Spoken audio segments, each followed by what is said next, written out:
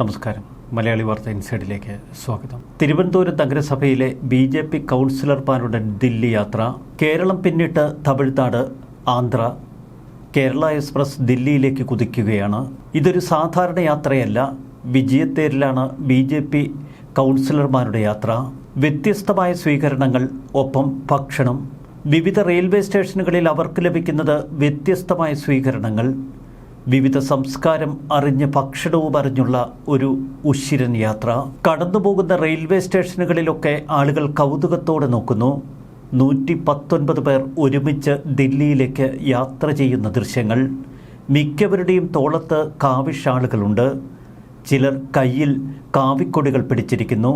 താമരയുടെ വിജയം അടയാളപ്പെടുത്തി ദില്ലിയിലേക്ക് BJP കൗൺസിലർമാർ കുതിക്കുമ്പോൾ വിവിധ സംസ്ഥാനങ്ങളിലെ കാഴ്ചക്കാർക്ക് ഇതൊരു കൗതുകമാണ്. തിരുവനന്തപുരം കോർപ്പറേഷൻ ഭരണം BJP പിടിച്ചത് ദേശീയ തലത്തിൽ ഒരു പ്രചരണ വിഷയമാക്കുകയാണ് BJP ദേശീയ നേതൃത്വത്തിന്റെ ലക്ഷ്യം. ഒടുവിൽ ഇന്ന് ഉച്ചയോടെ സംഘം ദില്ലിയിലെത്തി.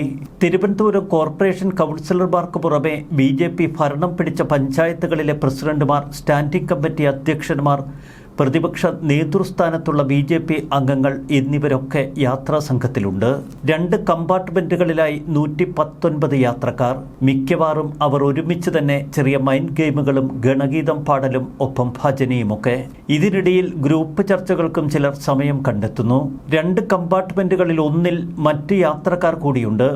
എന്നാൽ ആ യാത്രക്കാർക്ക് യാതൊരുവിധ അസൗകര്യവും ഉണ്ടാകരുത് എന്ന് ശഠിച്ചുകൊണ്ടാണ് ഇവരുടെ യാത്ര. ആ യാത്രക്കാരാവട്ടെ കൗതുകത്തോടെ ഇവരുടെ ഓരോ രീതിയും നോക്കുന്നു.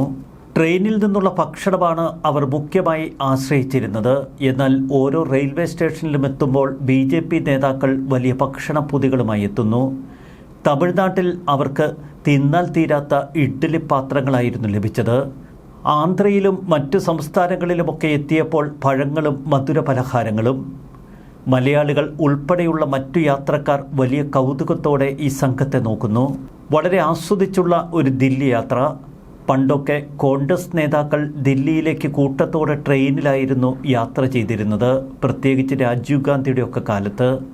അക്കാലത്തെ യൂത്ത് കോൺഗ്രസ് ബന്ധത്തിന് പിന്നിൽ ഇത്തരം യാത്രകൾ തന്നെ.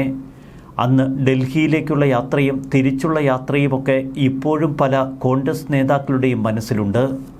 ഇക്കുറി BJP കൗൺസിലർമാരുടെയും തദ്ദേശഭരണ സ്ഥാപനങ്ങളിലെ അധ്യക്ഷന്മാരുടെയും ഒക്കെ യാത്രകളിൽ അവർക്കൊരു ലക്ഷ്യമുണ്ട്.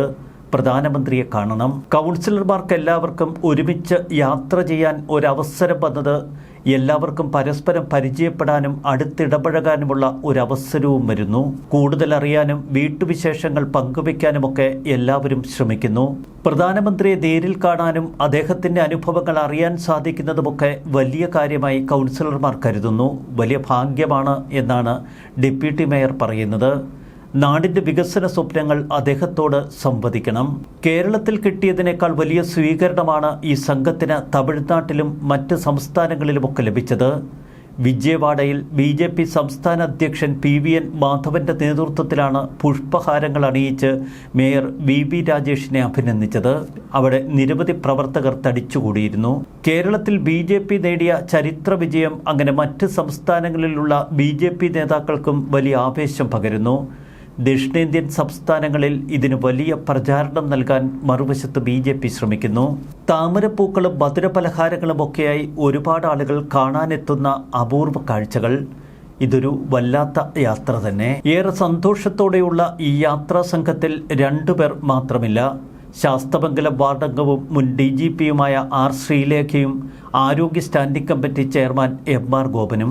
വ്യക്തിപരമായ അസൗകര്യങ്ങളാണ് ഇരുവരും ചൂണ്ടിക്കാട്ടുന്നത്. എന്നാൽ ശ്രീലേഖയെ സംബന്ധിച്ച് ചില സൗന്ദര്യപ്പിണക്കമുണ്ട് എന്ന് വ്യക്തം. താൻ ഇനി മത്സര രംഗത്തേക്കൊന്നുമില്ല എന്ന് ഇക്കഴിഞ്ഞ ദിവസം ശ്രീലേഖ വ്യക്തമാക്കിയിരുന്നു. തിങ്കളാഴ്ച ഉച്ചയ്ക്ക് 12:15 തിരുവനന്തപുരം സെൻട്രലിൽ നിന്നാണ് ട്രെയിൻ പുറപ്പെട്ടത്.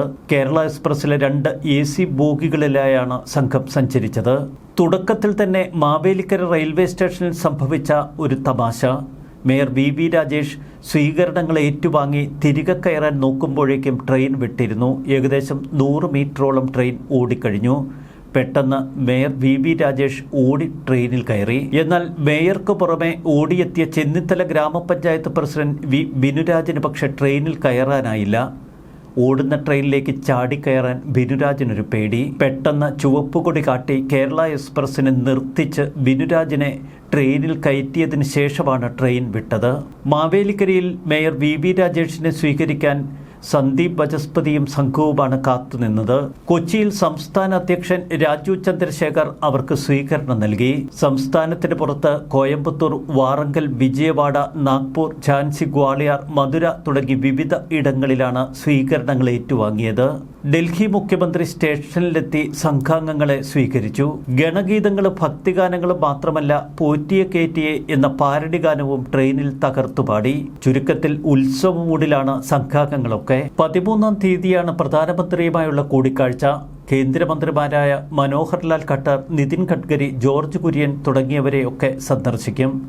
ജോർജ് കുര്യന്റെ വീട്ടിൽ ഒരു അത്താഴ വിരുന്നും സംഘടിപ്പിച്ചിരിക്കുന്നു. ട്രെയിനിൽ മറ്റുള്ളവർക്കൊപ്പം യാത്ര ചെയ്യാനുള്ള ആരോഗ്യസ്ഥിതിയൊന്നും തനിക്കില്ല. 94 വയസ്സുള്ള ഒരമ്മ വീട്ടിലുണ്ട്. അവരെ ശുശ്രൂഷിക്കണം. അതുകൊണ്ട് നരേന്ദ്രമോദിയെ കാണുന്ന ദിവസം താൻ ഫ്ലൈറ്റിൽ പോകുമെന്നാണ് ശ്രീലേഖ പറഞ്ഞത്. തിരുവനന്തപുരത്ത് തീ കൊളുത്തിയതിന് ശേഷമായിരുന്നു വി രാജേഷിന്റെ യാത്ര. സ്പാ സെന്ററുമായി ബന്ധപ്പെട്ട വിവാദങ്ങളൊന്നും ട്രെയിൻ യാത്രയെ ബാധിച്ചിട്ടില്ല. എല്ലാവരും ഹാപ്പി മൂഡിലാണ്. പ്രധാനമന്ത്രി നരേന്ദ്രമോദിയെ കാണുക മാത്രമല്ല, മറ്റു ചില ലക്ഷ്യങ്ങൾ കൂടി സംഘത്തിനുണ്ട്.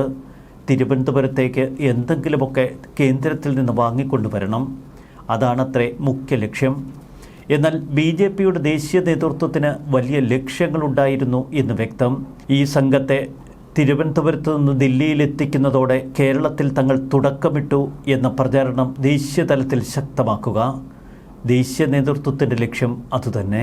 ന്യൂസ് ഡെസ്ക് മലയാളി വാർത്ത ഇൻസൈഡ്.